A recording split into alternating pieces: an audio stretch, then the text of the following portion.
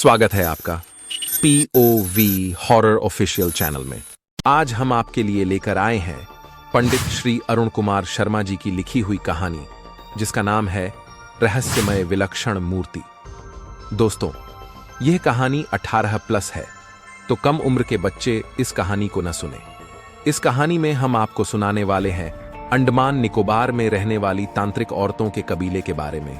तो कहानी में क्या होगा वो हम आगे जानने वाले हैं।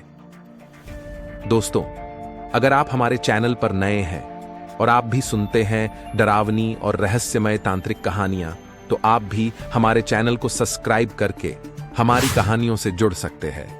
आप अपने ईयरफोन, हेडफोन लगा लीजिए। चलते हैं हमारी आज की इस भयंकर कहानी की ओर।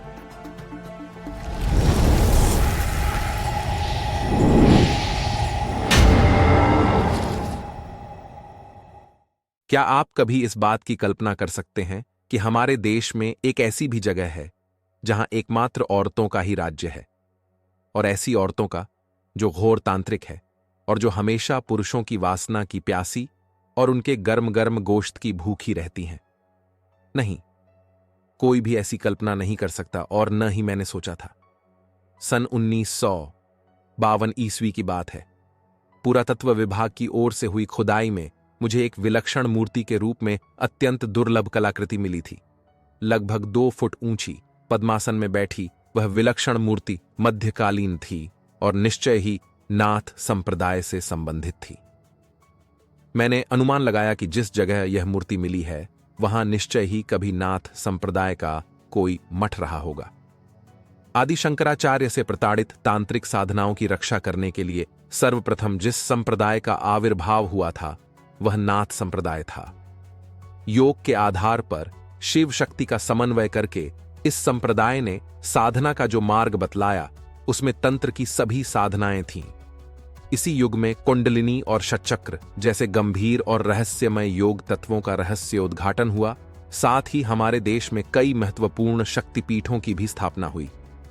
पश्चिम के विद्वान इस समय नाथ संप्रदाय और उसके योग तांत्रिक पक्ष को लेकर काफी गहराई में शोध कर रहे हैं।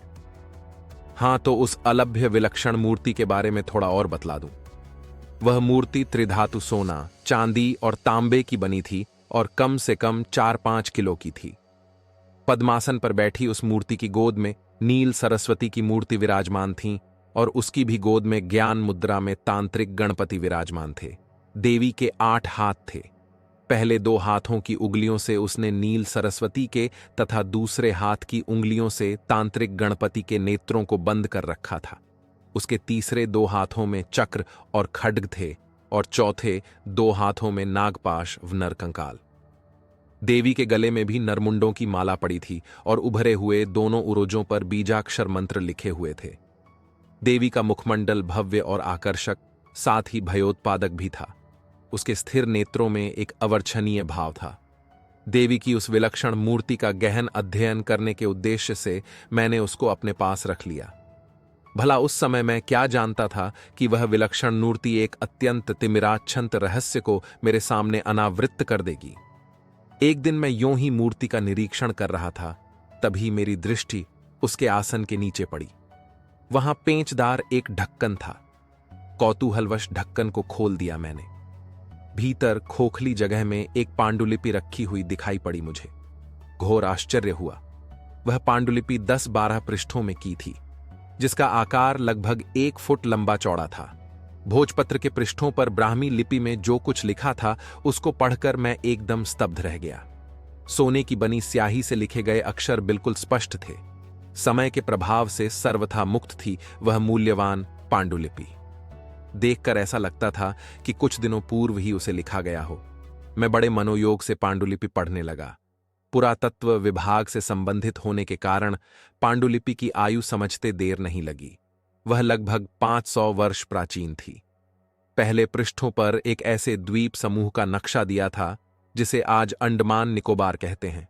अगले 2 पृष्ठों में उसकी भौगोलिक स्थिति और वहां के प्राकृतिक वातावरण का वर्णन किया गया था। इसके बाद के पृष्ठों में उस स्थान का उल्लेख किया गया था जहां केवल औरतों का राज्य था। वे औरतें नाथ संप्रदाय की अनुगामिनी थीं और उनकी इष्ट देवी थीं रिक्तोदरी। महाकाल के 12 रूप हैं। उसी में से एक रूप है कंकाल काली। इस कंकाल काली का ही दूसरा नाम रिक्तोदरी है। तामसिक तंत्र साधना में कंकाल काली का बड़ा ही भयंकर स्थान है। इसके साधक बहुत उग्र होते हैं। एक समय था जब भारत में कंकाल काली के उग्र साधकों का बोलबाला था। उनकी साधना पूजा में नरबलि, नरमांस भक्षण, योनि पूजा, गुह्य पूजा, भैरवी पूजा आदि का तामसिक विधि से उपयोग होता था। वे अपनी साधना शक्ति के बल पर सब कुछ कर सकने में समर्थ थे। उनके लिए कुछ भी असंभव नहीं था। इस मार्ग की साधिकाओं को कापालिनी कहा जाता था। उनके विशेष तांत्रिक अनुष्ठान नरमांस भक्षण का विशेष महत्व होता था। अपनी विशेष यौगिक क्रिया द्वारा वे काम शक्ति के आधार पर युवा पुरुषों की शारीरिक, मानसिक और प्राण शवित को ग्रहण कर लिया करती थीं और बाद में उसमें तांत्रिक शक्ति का समन्वय कर अपने लक्ष्य की पूर्ति करती थीं। अंडमान निकोबार की वह रहस्यमय जगह आज से 500 वर्ष पूर्व ऐसी ही कापालिनियों का गढ़ था। पांडुलिपि के अंत में लिखा था कि अंडमान निकोबार में उस स्थान पर पुरुषों का प्रवेश निषिद्ध है। यदि कभी कोई भूल से उस क्षेत्र में पहुंच भी गया तो उसका वापस लौटना सर्वथा असंभव है। सारा विवरण पढ़ने के बाद मैं सिहर उठा। पूरी रात उस मूर्ति और पांडुलिपि के बारे में ही सोचता विचारता रह गया। बार बार मेरे मस्तिष्क में यही प्रश्न चक्कर काटता था, क्या आज भी वहां कापालिनियों का ही राज्य होगा? धीरे धीरे 6 साल लंबा अरसा गुजर गया। मैं पुरातत्व विभाग से मुक्त होकर श्रीलंका चला गया। उस समय तक एक प्रकार से मैं उस विलक्षण तांत्रिक मूर्ति और उस पांडुलिपि को भूल ही चुका था। एक दिन कोलंबो में मेरी भेंट एक सज्जन से हुई। वे अंग्रेज थे। नाम था जस्टन। वह रिटायर्ड पायलट थे। बातों के सिलसिले में उन्होंने मुझे बतलाया कि वे एक बार कोलंबो से रंगून जा रहे थे। उनका जहाज अधिक ऊंचाई पर नहीं था। जब वे अंडमान निकोबार के ऊपर पहुंचे तो एक विचित्र दृश्य देखा उन्होंने। घने जंगलों से घिरे हुए एक पहाड़ी इलाके में एक छोटी सी झील थी जिसके किनारे दर्जनों औरतें नहा रही थीं।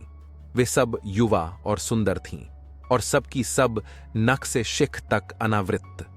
वे पानी में चुहल करती हुई एक दूसरी के साथ कामुकता भरा व्यवहार कर रही थीं।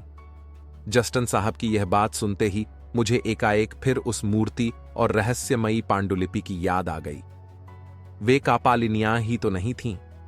संभव है आज भी उनका अस्तित्व हो वहां।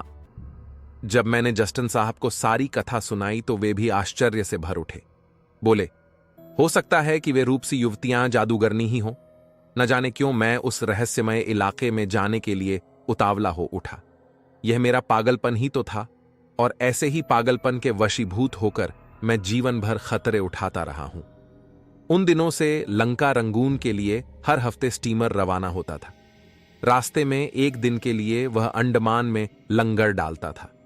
इस बात का पता लगते ही मैंने स्टीमर के कप्तान से बातें की और निश्चित समय पर अंडमान के लिए रवाना हो गया।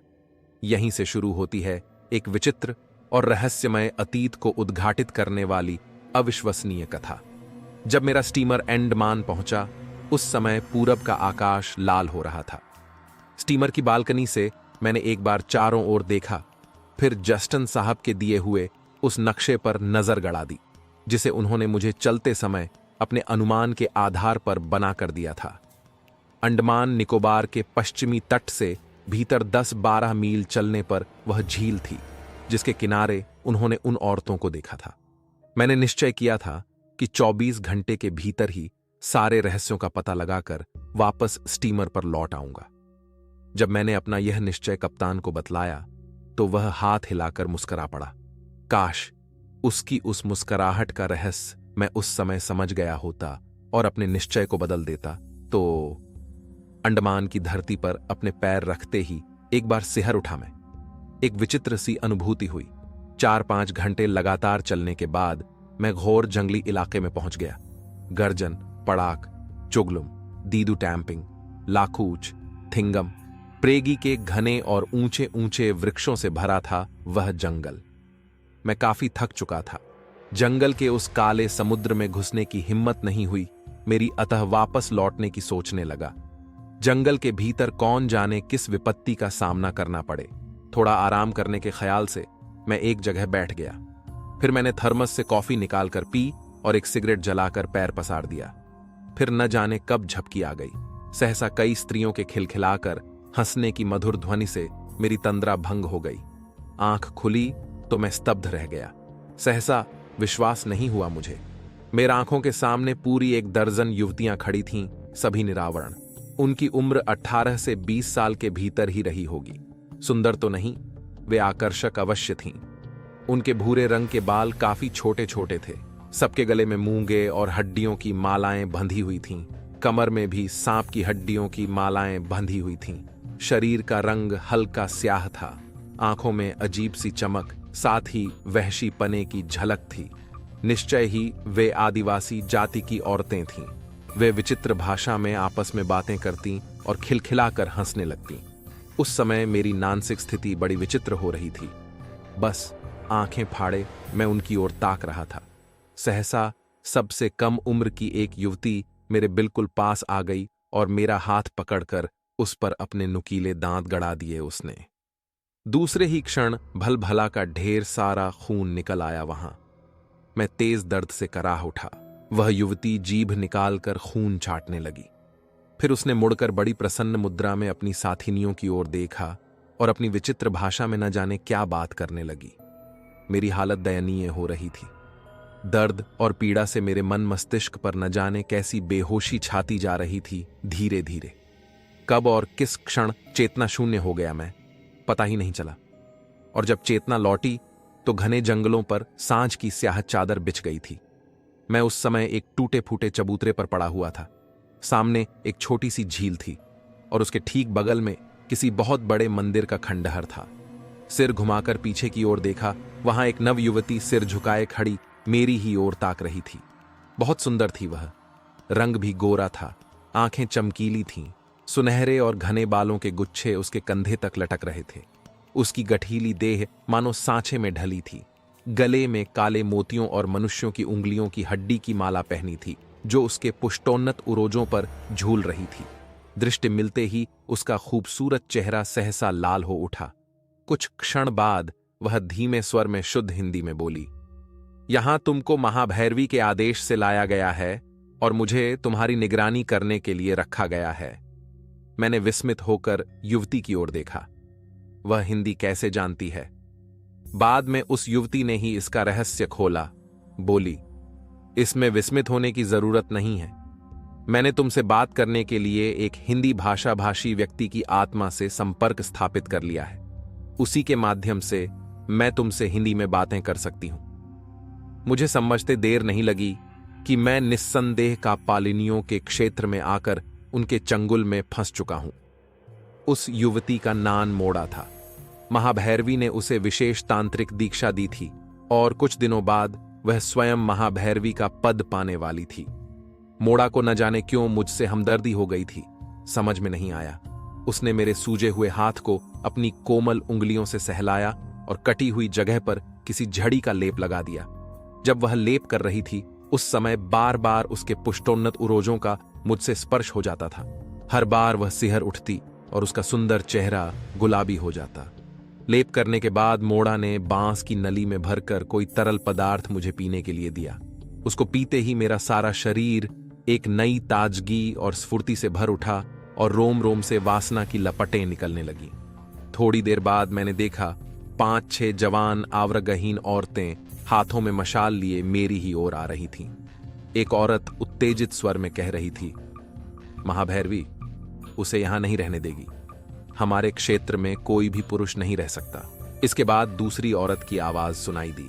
वह कह रही थी, मैंने उसका खून छककर देखा है, वह महाप्रसाद के योग्य है। महाप्रसाद का नाम सुनते ही सब चौंक पड़ी। जब वे मेरे पास आई तो मैंने देखा औरतें एक साथ खिलखिलाकर हंसीं। उनमें सिर्फ एक युवती परिचित थी, जिसने अपने दांत से मेरा हाथ काटकर खून पिया था। बाकी सबके चेहरे पर मेरे प्रति विद्रोह और विद्वेष के भाव स्पष्ट थे। वे काफी देर तक मेरी ओर घूरती हुई आसपास चक्कर काटती रहीं, फिर एक एक करके वापस चली गईं। इसके बाद मोड़ा मुझे झील के किनारे एक पत्थरीली गुफा में ले गई। भीतर मुलायम घास का गद्दा सा बिछा हुआ था। वहां उसने मुझे फिर वहीं तरल पदार्थ पिलाया और मुर्गे का भुना हुआ मांस खाने को दिया और पास ही बैठकर मेरे बालों को सहलाने लगी। दोबारा उस पेय को पीने से पूरे शरीर में असहनीय तपन महसूस होने लगी मुझे। वासना से रक्त सनसना उठा। शायद यही हालत मोड़ा की भी थी। उसके गुलाबी होंठ कांप रहे थे। वह बार बार मेरे शरीर से सट जाया करती। उसकी भूरी आंखों में अजीब उत्तेजना का भाव था। एकाएक न जाने कितने दिनों से रुकी हुई उसकी कामना का बांध टूट गया और उसने मुझे नागपाश जैसे आलिंगन में बांधकर मेरे चेहरे को चुंबनों से लाल कर दिया। उसकी सांसों से बारूद की सी आंच निकल रही थी। मैं भी आखिर हार्ड मांस का बना मनुष्य था। मैंने भी वासना के उफनते हुए भंवर में अपने को छोड़ दिया। पूरी रात वासना की आग में झुलसते हुए दोनों शरीर एक दूसरे में खोए रहे। मोड़ा को मेरे प्रति इतनी हमदर्दी क्यों थी, इसका रहस्य अब मेरी समझ में आ गया था। मगर मोड़ा की वासना की आग एक ही रात में बुझने वाली नहीं थी। सांझ होते ही वह मुझे वही नशीला पदार्थ पिला देती, फिर पूरी रात कामांध होकर मेरे साथ वासना का खेल खेलती। इसी तरह एक सप्ताह बीत गया। मैं अब ऊब चुका था, लेकिन एक दिन मैंने इनकार कर दिया तो मोड़ा एकदम उत्तेजित हो उठी और कांपते स्वर में कहने लगी, नहीं, तुमको रोज मेरी वासना तृप्त करनी पड़ेगी, तब तक जब तक मैं गर्भवती नहीं हो जाती। ये एक तांत्रिक अनुष्ठान है जिसे तुमको पूरा करना ही होगा। मैं लाचार था, आखिर कर ही क्या सकता था। हर रात मोड़ा तांत्रिक अनुष्ठान के नाम पर मेरे साथ वासना का खेल खेलती और जब तृप्त हो जाती तो आदमखोर पिशाचिनी की भांति ऐसी हरकतें करने लगती जिसका वर्णन करना असंभव है। आखिर एक दिन वह गर्भवती हो ही गई। उस समय उसके चेहरे पर एक अजीब सी चमक थी। वह इतनी खुश थी जैसे कोई साम्राज्य मिल गया हो। उस समय मेरी समझ में कुछ नहीं आया। बाद में उसकी खुशी का रहस्य तब खुला जब मुझे महाभैरवी के सामने लाया गया। सचमुच वह महाभैरवी ही थी। तांत्रिक ग्रंथों में मैंने महाभैरवी के जिस रूप का वर्णन पढ़ा था वह उससे कहीं अधिक भयंकर थी। काफी ऊंचे पत्थर की वेदी पर बैठी थी वह प्रौढ़ महिला। शरीर का रंग बिल्कुल आबनूस जैसा काला, वह भी बिल्कुल निरावरण थी। कमर में मोटी सी रस्सी बंधी हुई थी। सिर मुड़ा हुआ था जिस पर वह मानव शिशु की खोपड़ी रखी थी। शराब के नशे के कारण उसकी लाल लाल आंखें दहक रही थीं। चबूतरे के सामने काफी लंबा चौड़ा मैदान था जिसके एक ओर बहुत सी निर्वस्त्र औरतें पीछे की ओर हाथ बांधे सिर झुकाकर विनम्रता से खड़ी थीं। मैदान में दूसरी ओर मिट्टी की कई नांदों में मशालें जल रही थीं और उन्हीं के पास गेंडे के मोटे खाल से मढ़ा नगाड़ा रखा हुआ था जिसे एक मोटी सी औरत बड़े मनोयोग से बजा रही थी। उसकी आवाज से वातावरण और गंभीर एवं भयानक हो उठा था। मैदान के बीचों बीच एक मोटे ताजे भैंसे की बलिदी थी जिसका काला गाढ़ा खून चारों तरफ जमीन पर फैला हुआ था। महाभैरवी के इशारे पर मेरे कपड़े उतारकर लकड़ी के एक मोटे खंभे से बांध दिया गया। उस समय मेरी मानसिक स्थिति कैसी थी, इसे मैं शब्दों में नहीं व्यक्त कर सकता। बस मैं एक ही बात सोच रहा था कि शायद अब वापस नहीं लौट सकूंगा।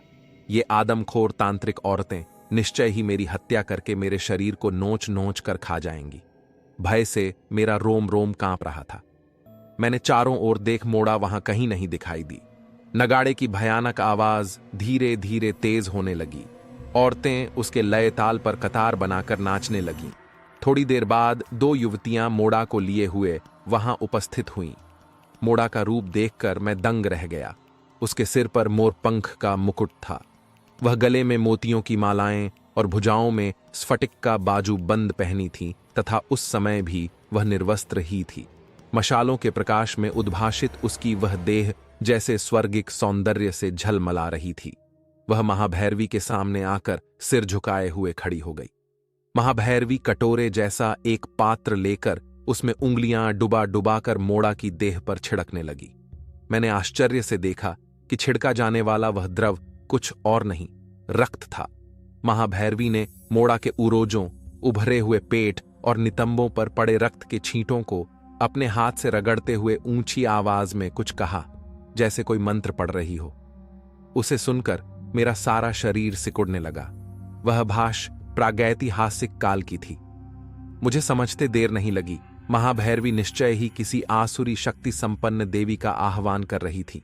फिर विशालकाय महाभैरवी ने अपने सिर पर रखे शिशु मुंड के सिर पर रख दिया और अपने हाथों से उसे शराब पीने को दी। सब औरतें संवेद स्वर में चीख कर हर्षोल्लास प्रकट करने लगीं। इसके बाद मुझे एक अति रोमांचकारी और भयानक दृश्य देखने को मिला, जिसकी मैंने कभी कल्पना भी नहीं की थी। उस भयंकर अमानवीय दृश्य को याद करते ही आज भी मेरा सारा शरीर कांप उठता है। सहसा मोड़ा बेहोश होकर गिर पड़ी। उसकी देह पर पोता हुआ रक्त मशालों के प्रकाश में काले काले धब्बों की तरह दिखाई दे रहा था।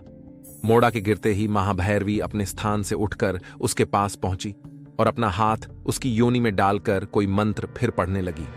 कुछ देर बाद महाभैरवी का हाथ बाहर निकला तो उसके साथ बहुत सारा खून भलभलाकर निकल पड़ा और जमीन पर फैल गया। बेहोशी की स्थिति में भी मोड़ा के मुंह से कातर चीख निकल गई। फिर वह रह रहकर आर्तनाद करने लगी। हे भगवान, क्या हो रहा था यह सब? घृणा से मेरी आंखें पल भर के लिए बंद हो गईं। दूसरे ही क्षण मैंने देखा मोड़ा की जांघों के बीच खून में डूबा मांस का एक लोधड़ा पड़ा था। निश्चय ही वह कुछ ही महीनों का गर्भस्थ शिशु का निर्जीव पिंड था। महाभैरवी ने उस लोथड़े को उठाकर पत्थर की एक बड़ी सी थाली में रखा और हाथ में तेज धार वाला छुरा लेकर उसके टुकड़े काटने लगी। जब वह लोथड़ा छोटे छोटे कथरों के रूप में बदल गया तो उसने हाथ उठाकर फिर कोई मंत्र पढ़ा और थाली लाकर मेरे सामने रख दी। उसके बाद वे सारी औरतें एकदम टूट पड़ीं और उस थाली में से उस महाप्रसाद का एक एक टुकड़ा उठाकर मुंह में रखने लगीं। वे सभी प्रसन्न थीं और हर्षोल्लास से नाच रही थीं। उस भयंकर और रोमांचकारी अनुष्ठान की समाप्ति होने के बाद महाभैरवी का ध्यान मेरी ओर आकृष्ट हुआ। उसके संकेत पर मेरे बंधन खोल दिए गए।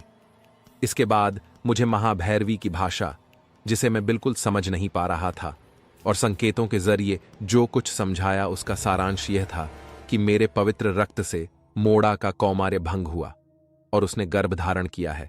इसके लिए वह कृतज्ञ है। तांत्रिक अनुष्ठान के माध्यम से गर्भस्थ शिशु का महाप्रसाद का वितरण करके उसे देवी का पद दिया गया है। मोड़ा अब देवी है, जो बाद में महाभैरवी का पद प्राप्त करेगी। इस प्रकार मुझे अपने पवित्र रक्त द्वारा 5 और नवयुवतियों को देवी का पद प्राप्त कराना होगा। अगर 1 वर्ष के भीतर वे तीनों नवयुवतियां भी गर्भवती नहीं हुई तो महादेवी के सामने मेरी महाबलि दे दी जाएगी।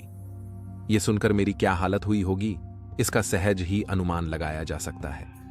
मैदान से काफी दूर बने जंगलों के बीच किसी प्राचीन मंदिर का बहुत बड़ा खंडहर था, जिसमें गुफा जैसी कई टूटी फूटी कोठरियां थीं। उन्हीं में से एक कोठरी मुझे रहने को दे दी गई। समुद्र तट वहां से काफी नजदीक ही था। तीनों नवयुवतियां भी मेरे पास ही थीं। मार्लो ने पहले तो टाल मटोल की, पर बाद में वह मुझे तहखाने में ले जाने के लिए तैयार हो गई। खंडहर वाले टूटे फूटे मंदिर से ही नीचे तहखाने में जाने का रास्ता था। मार्लो आगे आगे चल रही थी, मैं उसके पीछे पीछे। जैसे ही मैं तहखाने में घुसा, दुर्गंध से माथा भन्ना उठा। मुझे मिचली सी आने लगी। तहखाने के बीच में एक छोटा सा आंगन था, जिसके चारों ओर पत्थर के ऊंचे ऊंचे खंभे और दालान थे। धूल भरी जमीन काफी गंदी थी। कहीं कहीं जानवरों की हड्डियों का ढेर लगा हुआ था। रोशनदान से आने वाले धुंधले प्रकाश में सब कुछ साफ साफ दिखलाई पड़ रहा था।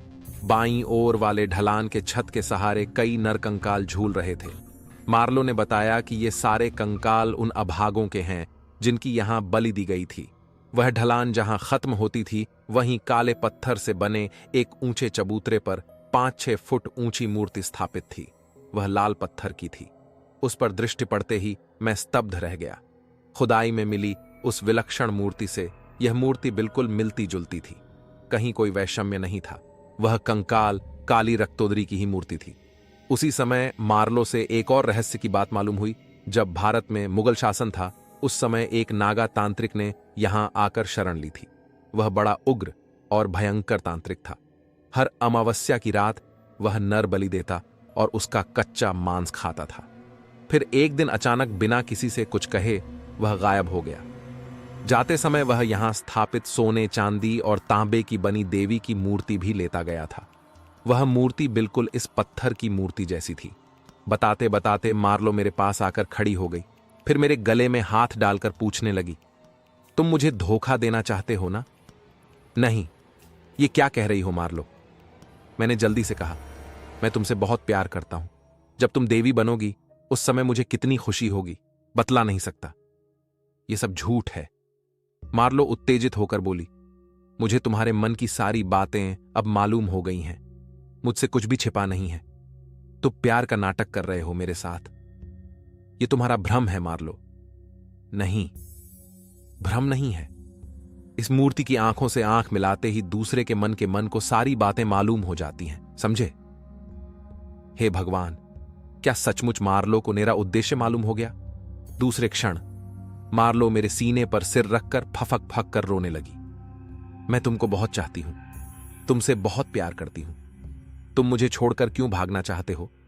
बोलो, क्यों भागना चाहते हो? मैं भला क्या जवाब देता? बात तो सच ही थी। अचानक मेरे मस्तिष्क में जैसे कुछ कौंध गया। मार्लो की पीठ सहलाते हुए मैंने पूछा, क्या तुम भी मेरे साथ चलने को तैयार हो? सुनते ही मार्लो एकदम से चौंक पड़ी, फिर धीरे से बोली, हां, तैयार हूं। मेरे लिए देवी का पद प्यार से ज्यादा कीमती नहीं है। पर यहां से भागा कैसे जाएगा? मार्लो को मैंने सब कुछ समझा दिया। फिर बाद में सोचने लगा कि उसे लेकर जाऊंगा कहां? लोग इसे मेरे साथ देखकर क्या सोचेंगे? मार्लो तो बिल्कुल जंगली थी, सभ्य समाज से अपरिचित, एकदम पशु की तरह। उसका प्रेम भी वासना में डूबा हुआ पशु जैसा ही था। इसी प्रकार की बातें सोचते हुए 4 दिन बीत गए, कोई निष्कर्ष नहीं निकला। मार्लो पहले से ज्यादा खुश थी। निश्चित समत पर मार्लो को लेकर मैं समुद्र तट पर पहुंचा। अष्टमी का उदास पीला चांद जंगलों के पीछे से निकलकर समुद्र के ऊपर आ गया था। रात का पहला प्रहर था। चारों ओर साइंय साइंय हो रहा था। सिर्फ समुद्र की गरजती हुई आवाज भर सुनाई पड़ रही थी। थोड़ी देर बाद ही सामने से आते हुए स्टीमर की सर्च लाइट की तीखी रोशनी दिखलाई पड़ी। संयोग ही कहिए, वह स्टीमर वही था जिससे मैं कोलंबो से वहां तक पहुंचा था। कप्तान भी वही था जिसने मुस्कुराकर हाथ हिलाते हुए मुझे विदा किया था। मैं मार्लो की कलाई पकड़े हुए खड़ा था।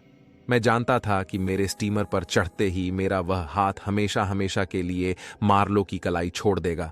किंतु उसी समय अचानक एक हृदय विदारक घटना हो गई जिसकी मैंने स्वप्न में भी कल्पना नहीं की थी। सहसा वातावरण एक मर्मांतक चीख से कांप उठा।